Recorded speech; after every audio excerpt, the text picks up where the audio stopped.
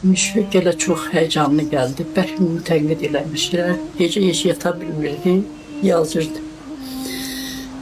Sonra mən dəhşətli yuxu gördüm. Yuxuda gördüm ki, Müşfiqə gəlib məndən ayrılırlar. Mən də ağlayıram, amma Müşfiq yatmamışdı.